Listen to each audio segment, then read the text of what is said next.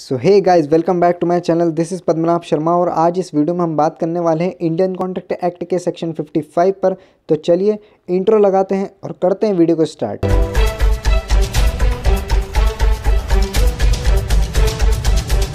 तो सेक्शन 55 जो है वो 3 पैराग्राफ में डिवाइड करा गया है, जिसमें कि पहला पैराग्राफ बात करता है effect of failure to perform at a fixed time in contract in which time is essential.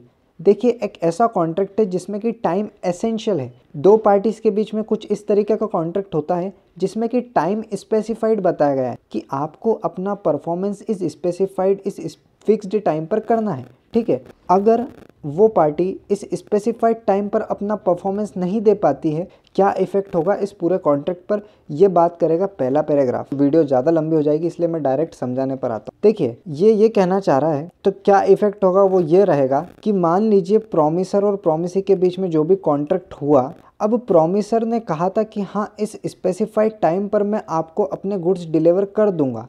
Promisee को बोला, ये इनके बीच में कॉन्ट्रैक्ट हुआ। अब क्योंकि अपना जो प्रॉमिसर था वो अपना परफॉर्मेंस नहीं दे पाया उस स्पेसिफाइड टाइम पर, तो ये सेक्शन ये कहता है कि ये इफेक्ट रहेगा कि जो प्रॉमिसी रहेगा ना, वो प्रॉमिसी की साइड से वो कॉन्ट्रैक्ट पूरा वॉइडेबल हो जाएगा।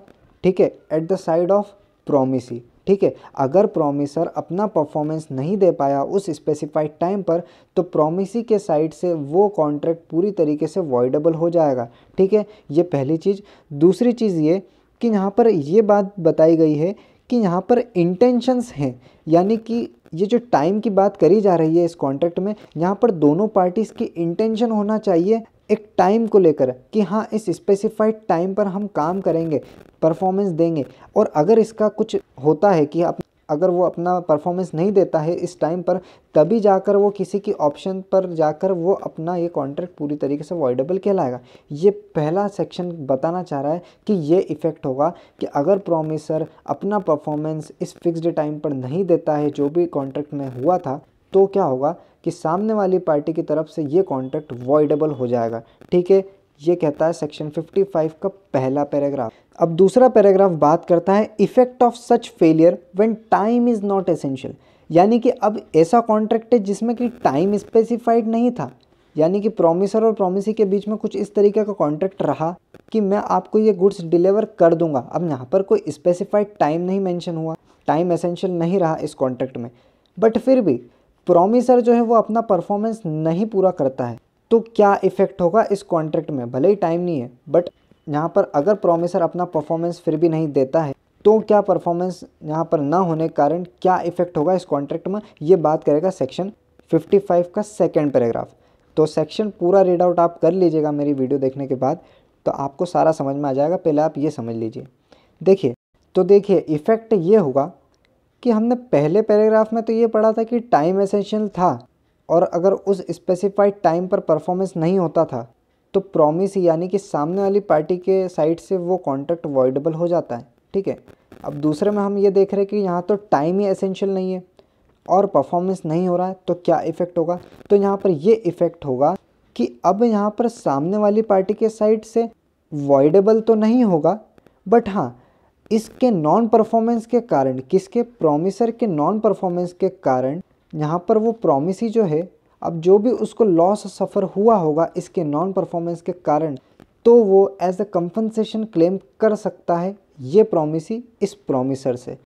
हम ये कह रहे हैं कि वॉइडेबल तो नहीं कह सकते, बट यहाँ पर हम ये कहेंगे कि परफॉर्मेंस नहीं हुआ, तो यहाँ पर जो भी लॉस हुआ होगा इसके नॉन परफॉर्मेंस के कारण इस प्रॉमिसी को, तो वो ऐसे कंपनसेशन क्लेम कर सकता है।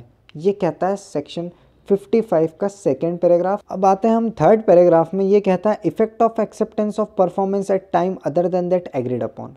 देखिए, फर्स्ट पैराग्राफ में टाइम स्पेसिफाइड था, यानी कि आप उस स्पेसिफाइड टाइम पर अपना प्रॉमिस को परफॉर्म करिए, अगर आप नहीं करते हैं तो सामने वाली साइड से ये कॉन्ट्रैक्ट वॉइडेबल कहलाएगा। और थर्ड पैराग्राफ ये बताना चाह रहा है कि आपको उस कॉन्ट्रैक्ट में स्पेसिफाइड टाइम दिया गया था, उस स्पेसिफाइड टाइम पर आपने अपना परफॉर्मेंस भी नहीं दिया।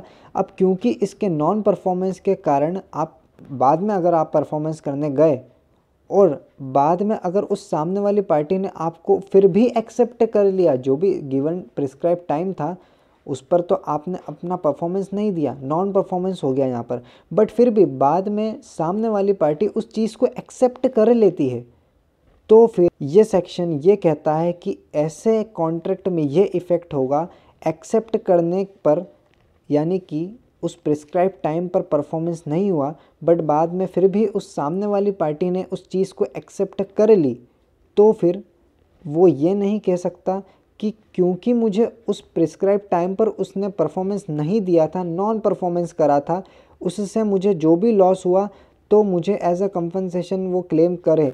तो ऐसा नहीं होगा, आपने बाद में एक्सेप्ट कर लिया यानी कि आप अब कंपनसेशन क्लेम नहीं कर सकते। आपने एक्सेप्ट क्यों करा, अब आपने एक्सेप्ट कर लिया तो आप फिर कंपनसेशन क्लेम नहीं कर सकते अनलेस, यहाँ पर बैरेक्ट में एक लाइन दे रखी है, unless at the time of such acceptance he gives notice to the promisor of his intention to do so. यानी कि वहाँ पर वो जो प्रोमिसर को उसने एक्सेप्ट करी चीज़, प्रोमिसर की चीज़ एक्सेप्ट करी तो उसने एक नोटिस दिया है उसको, मतलब एक इंटेंशन था उसका कि हाँ आपने नॉन परफॉर्मेंस करा बट चलो ठीक है मैं एग्री होता हूँ कि हाँ आपने अभी परफॉर्मेंस दिया तो मैं एग्री हो जाता हूँ, मैं एक्सेप्ट कर लेता हूँ, ऐसा इंटेंशन होना चाहिए उसका एक नोटिस देकर, तभी यहाँ पर ये चीज़ लागू होगी। ठीक है, तो ये था थर्ड पैराग्राफ।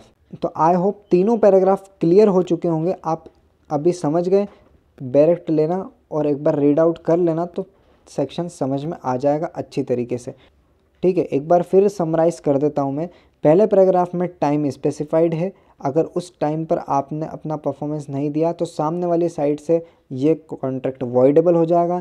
दूसरा पैराग्राफ कहता है कि अगर कॉन्ट्रैक्ट में टाइम स्पेसिफाइड नहीं है बट फिर भी क्योंकि नॉन परफॉर्मेंस अगर होगा वहाँ पर तो फिर सामने वाले को जो भी इस नॉन परफॉर्मेंस के कारण लॉस हुआ है वो एज अ कंपनसेशन क्लेम कर सकता है।